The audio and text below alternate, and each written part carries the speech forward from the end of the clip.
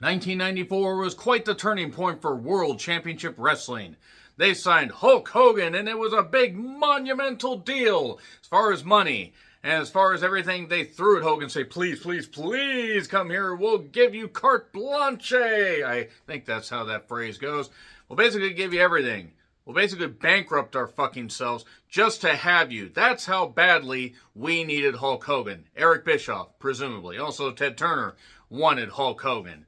But that being said, WCW did have some good turning points in 1994. They also had some turning points that equated to being like Dale Earnhardt Sr. a number of years later, just smashing right into the goddamn wall. And on that note, I'm John Renton with the Retro View of WCW Fall Brawl 1994. I will say leagues better than the 1993 edition that I retro-viewed just a bit before. This was taking place at the Roanoke Civic Center in Roanoke, Virginia on September 18, 1994. And look up Hulk Hogan's contract as far as 94, 96, 98. Not going to litigate much of it except to say he had limited appearances. Also, this is pre-Nitro, so it was WCW Saturday Night.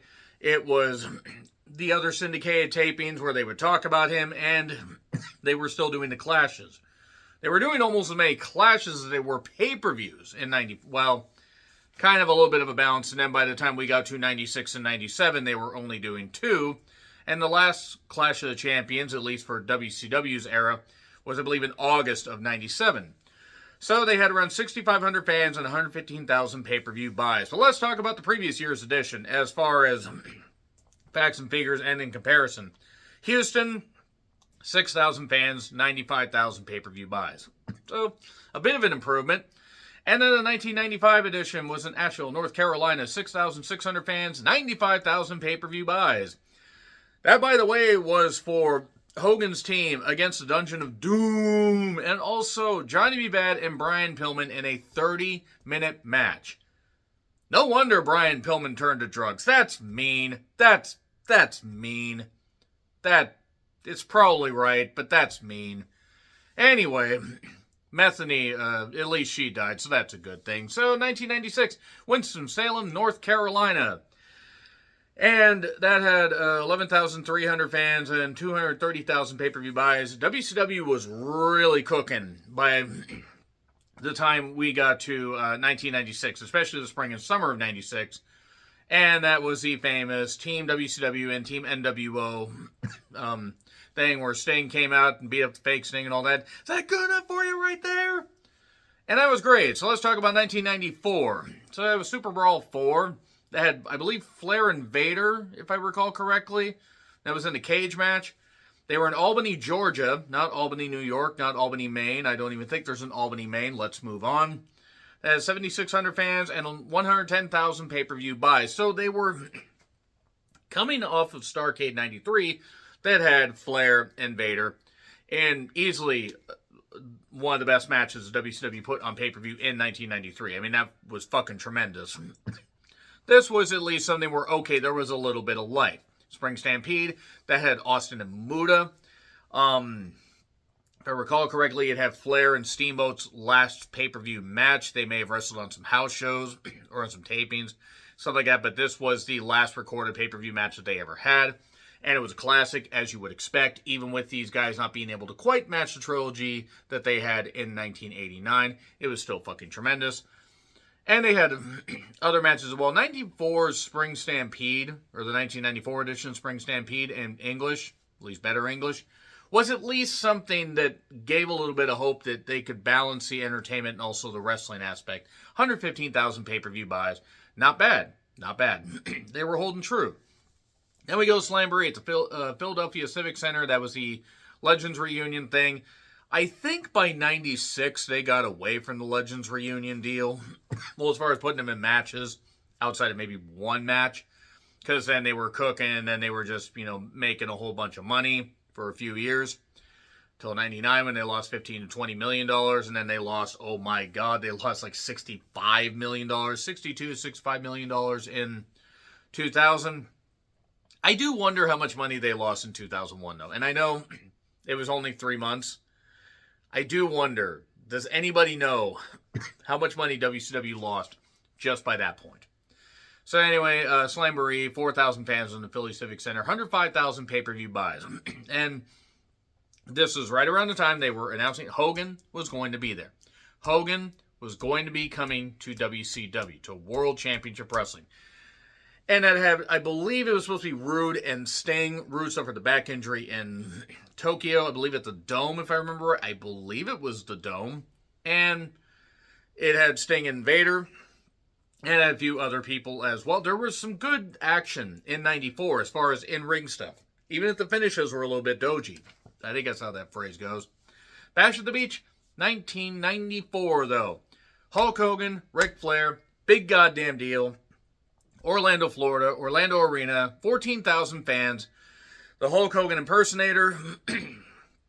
And Hogan, had Mr. T there because Mr. T was one of the good ones, brother. Yeah, I had to sneak that in. And Mr. T has Sherry. He's kidnapping her. Bless Bobby Heenan. Bless Bobby Heenan. But they did 225,000 pay-per-view buys. I believe that is tied for or the biggest pay-per-view buy rate that WCW has since Turner bought the company. Because you remember, Starrcade 87 didn't have a chance. It got snuffed out by Vince.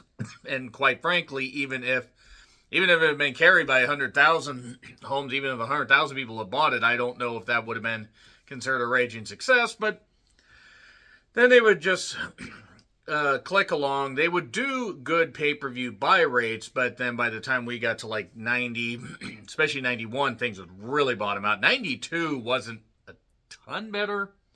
93, they'd float around. And then here, things were going good. But then, unfortunately, they dropped to 115,000 for this because there was no Hogan live. And also, because Flair wasn't there. And I'll tell you why here in a second.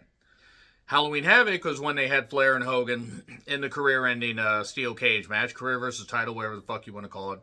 Detroit, the Joe Louis Arena, 14,000 fans and 210,000 pay-per-view buys. And, of course, the Brother Brudai butchering the friendship. Dear God in heaven. Speaking of Brother Brudai, Starrcade 1994 in Nashville. The Nashville Municipal Auditorium, I believe. They had around 8,200 fans, and they had 130,000 pay-per-view buys.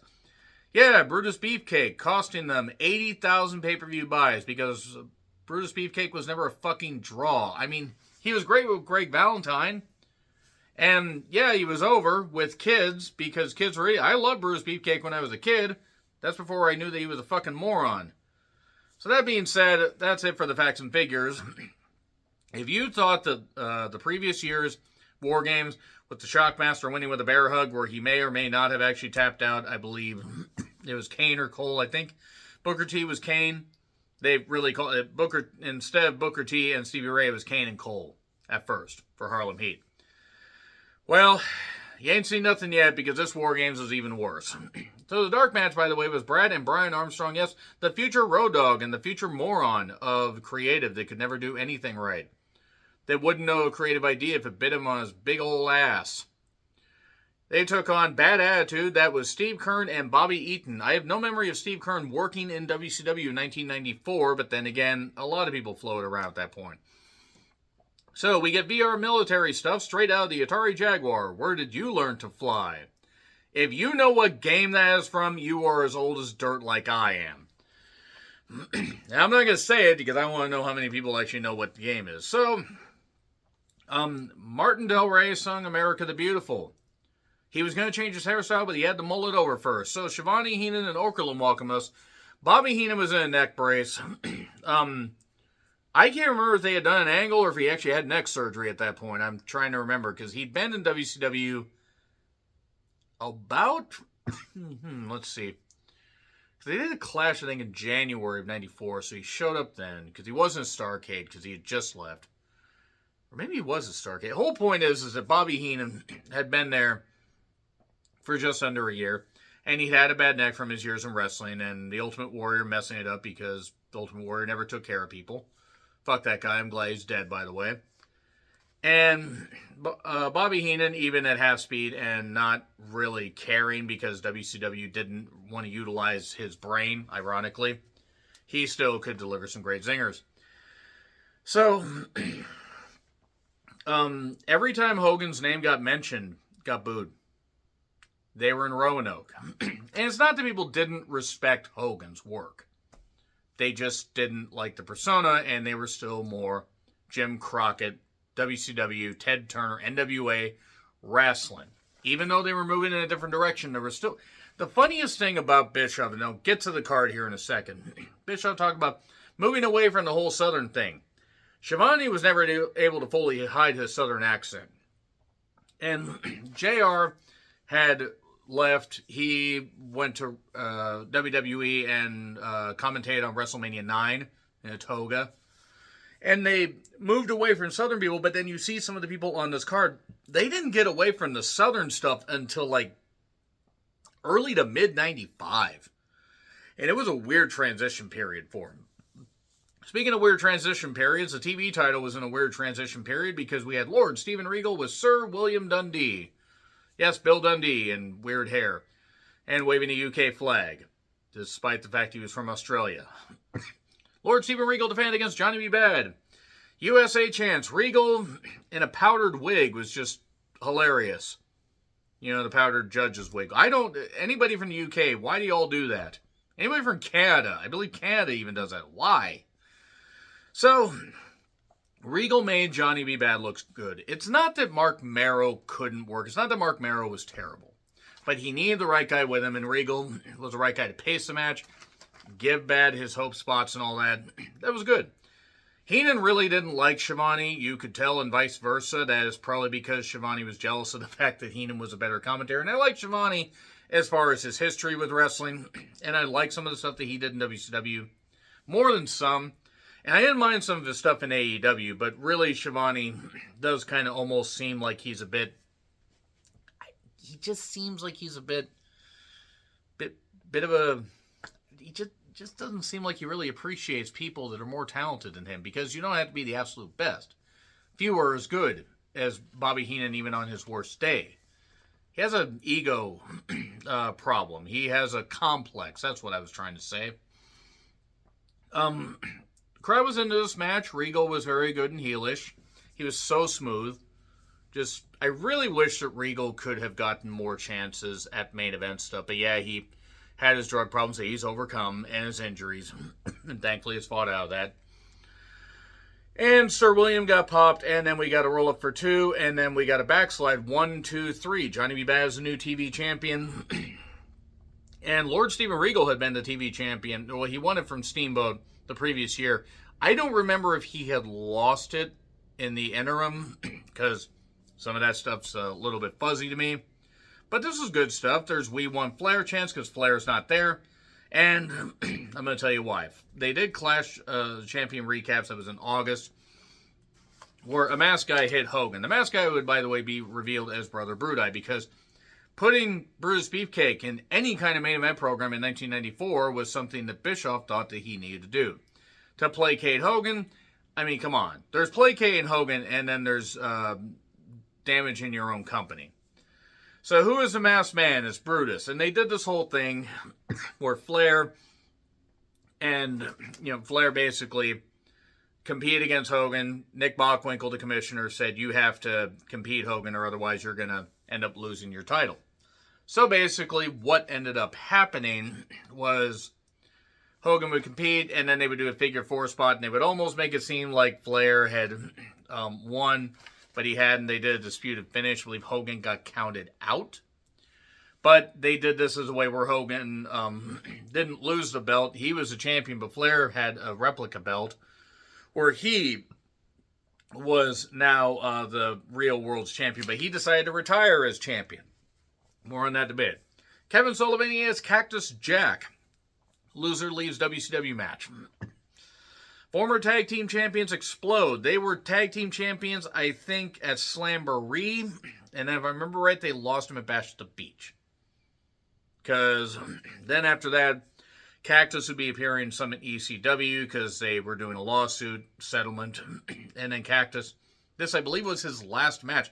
I always forget that he was still wrestling into the fall Well, based on this date, less or right into the late part of summer, but still, it was a brawl. Dave Sullivan was there for what he was worth, i.e., nothing.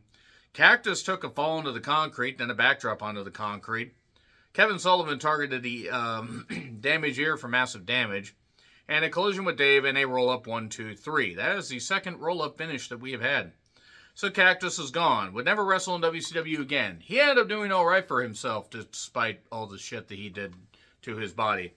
The stud stable's there. We have Colonel Rob Parker. We have Bunkhouse Buck from Bucksnort, Tennessee. That is apparently an actual town. I'm not from Tennessee. I don't know. Terry Funk. We have Colonel Rob Parker, of course. And we have Ming. And then we have Arn Anderson. Because it's 5 people. Ming is not going to be able to compete in the War Games match. It's going to be Colonel Rob Parker.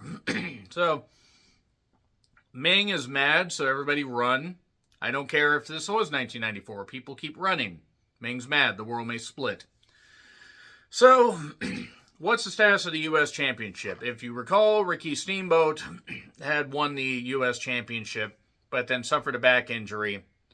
And now the status of the championship was up in the air. Steamboat would actually end up retiring fully for almost 15 years. He would come back at WrestleMania 25 in 2009 is what I was trying to say. And then would also have a singles match against Chris Jericho. And then unfortunately would not be part of the Nexus storyline because I believe he suffered a brain aneurysm of some variety, which was a little bit scary. So they said, hey, Brad, you survived a stroke. Go out there. You had nobody else? I mean, really? I love Brad. But it's fine. So, Ricky Steamboat retires, and the championship is now Steve Austin's. And Nick Bockwinkel, however, the commissioner, is out there and says, Steve, you got to face somebody. So who's he got to face? Suddenly, a U.S. theme plays, and it's Hacksaw Jim Duggan showing up. Steve Austin's not very happy, and Steve Austin loses in 35 seconds. No, really, he lost in 35 seconds. Now, this was some bullshit. Now, I believe they competed at Halloween Havoc just a month later, and it was slightly more competitive, but Austin still lost, and Austin had an injury and was out for a while, and then would famously be fired via FedEx after he refused Bischoff's call. So, yeah, there you go. All right, good job there. The Blacktop Bully showed up. That was Barry Darso. We didn't know who he was except for the fact he had Blacktop Bully on the back of his shirt. And even though it's Roanoke and it's in Virginia, can be a little bit goofy with some of their fandom and some of their attire, especially since it's the mid-90s. I don't think anybody's going to have Blacktop Bully on there unless they are a wrestler. Just a thought. But they kept calling him a fan.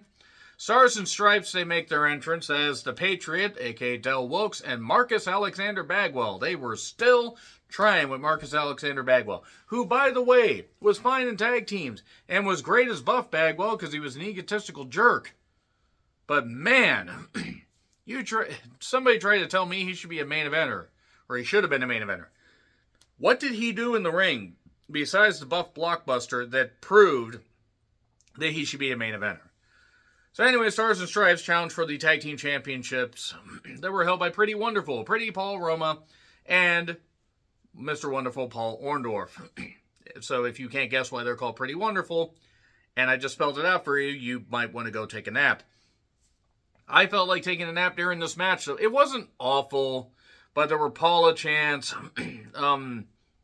because, yay, let's just mock that. The Sky Elbow by Roma is always impressive.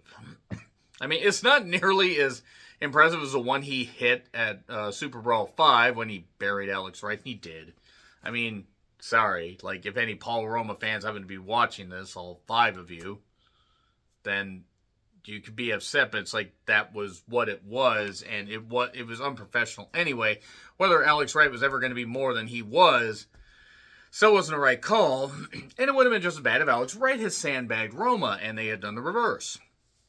So, Orndorff hit a dumped a cooler on Bagwell, And then we got a false tag where the Patriot basically, even though he was sort of a veteran, at least more than Bagwell, was like, I wonder what the hell's going on here. And then Bagwell got pile driven outside, thrown back in the ring, 1, 2, 3. And the Patriot realized, oh shit, I forgot to break that up.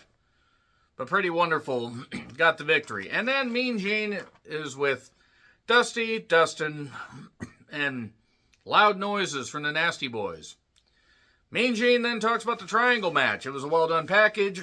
Basically, the idea is the Guardian Angel, a.k.a. Big Bubba, a.k.a. Big Boss Man, a.k.a. Ray Trailer, the late great Ray Trailer, I might add, against Vader, Big Man Vader, as it were, with Harley Race, and Sting.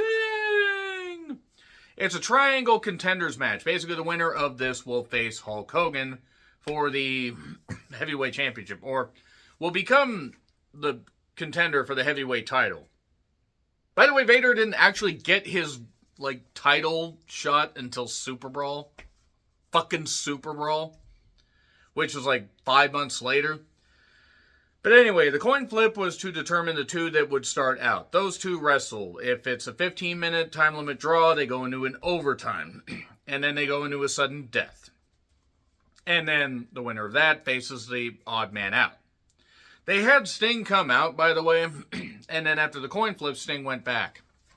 Why didn't Sting just sit there on commentary? Because he was going to have, whatever, maybe he needed steps in that day. I like that concept, though, of the coin flip, determining that. And yes, it's old school. Maybe some people should bring it back. I would trust Tony Khan to bring it back, except he doesn't have enough talent to pull it off, at least enough talent that cares. But I would like to see this come back. Because that's the kind of old territorial stuff you can do that would actually work and could be logical here. People could understand it. Even some people that think Tony Khan's a great booker. Har har. I certainly wouldn't trust WWE to do it right, because I don't trust any of those people who know how to read a coin, except all the coin that they got from Saudi Arabia for the WrestleMania 43 event. I could do a video on that, but whatever. The big lads collide, but it was kind of dull because it was Big Bubba, a.k.a. the Guardian Angel, and Big Van Vader, who'd had better matches in the past, and unfortunately this ended up going a little bit longer than it needed to. Race tried to attack, but that didn't work. The referee got knocked down inadvertently. The Bubba Slam, the Bubba Spike. Race hit a headbutt, Vader Bomb, 1, 2, 3. So not their best encounter. They had other encounters. Bash at the Beach 94, I think was a better encounter. And there we are from that. or for that. So now we have Vader versus Sting. Sting comes back out for some reason, and they really were padding out the TV time here. Or the pay-per-view time. And don't get me wrong, this match was pretty good. It was a better triangle match than the one at Starrcade 95 that was Flair, Luger, and Sting.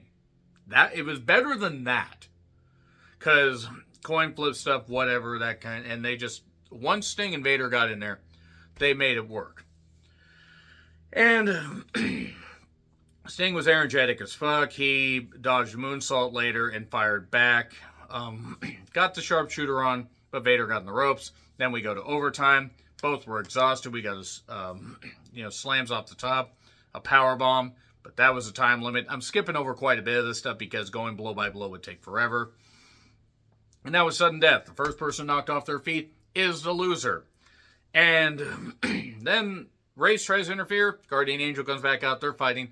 And Nick Patrick, for some reason, says, I'm going to go over here and talk to these two that have nothing to do with the match, and leaves the two that are in the ring battling it out. Sting manages to knock Vader off his goddamn feet. He won, except Nick Patrick is all the fuck way over there, because Nick Patrick was a lousy referee. I know that was the whole point, but still, the Masked Man ends up attacking Sting, hit him in the knee, and there you go. Yay! Vader won. Now that's fine that Vader won, but goddamn. And then the pay-per-view just grinds to a halt. I mean, just ground to a halt. So we had the Clash recaps, all the stuff with Hogan, that kind of stuff. You would think they would just put another match in here. And I understand maybe they had a contractual thing with Hogan. But it was Hogan working out at a gym. Jimmy Hart hands him a phone. And he's talking to Flair, who's there with a few women. One that's a very pretty blonde in a red dress. I wonder what she's doing. And they end up just talking and jousting and this kind of stuff. And Hogan talks about his master plan. And just the crowd, they had to turn the crowd mics down because the crowd was starting to boo. One, they didn't get Flair there. And two, they were pissed at the fact that Hogan was getting so much screen time. Again, recognizing Hogan's star power does not equate to being fans of him. And basically the idea is a beat around the bush, career-ending match. And at Halloween Havoc, Hogan will put the title on and his career on the line. Flair's going to do the same. And there you are. And it would be a shit show clusterfuck. I think partly due to the fact that Honky Tonk Man was on that pay-per-view. And that took about 9 minutes. And then we were going to get to the main event. After Nick Bockwinkel was out there with Mean Gene and basically said it was going to be a steel cage match. This took like 11 to 12 minutes of pay-per-view time. By the time we got done with... By the time then we got to the War Games build, the recaps of Arn teaming with Dustin, turning on Dustin, I believe at Bash at the Beach 94, and all the build and everything. And Dusty saying, all I need is a hug and a kiss from you to seal the deal. One of Dusty's best promos, especially in the latter part of his career. And that was also when Dusty did the same thing that he did to Bubba, hitting him with a chair. Except they gimmicked this chair. Not that gimmicking a chair would necessarily matter, because I think even Ming at that point would have been able to no-sell it. But by the time we got to the start of the main event, it was Dustin and Dusty and the Nasty Boys against Arn, Terry Funk, Bunkhouse Buck, and Colonel Rob Parker with Ming on the outside in a War Games match. It was nearly 30 minutes since the last match ended. And I fully recognize they needed to build Hogan and Flair, and they needed to do that because they only had the syndicated Saturday night show and maybe a couple other syndicated programs. I get that. But that was a lot of dead air. And this was a lot of dead air. There was some belt and boot action. Eventually, Rob Parker got locked in the figure 4 and tapped out after a bunch of elbows and stuff like that. And allegedly, reportedly, covering my ass here, shit himself. So if that isn't a fitting end for the pay-per-view that went out with a goddamn shark, I don't know what is. And the thing is, there were actually some good parts to this pay-per-view. And this is miles better than 1993. But Jesus Christ, after that triangle match, it dropped. It dropped significantly. So yeah, there we go. Let me know your thoughts in the comments. Like, share, subscribe, Twitter, Letterboxd, Blue Sky handles in the description. I'm John Ritlin. And until we enter the 2-ring War Games again, happy trails to you.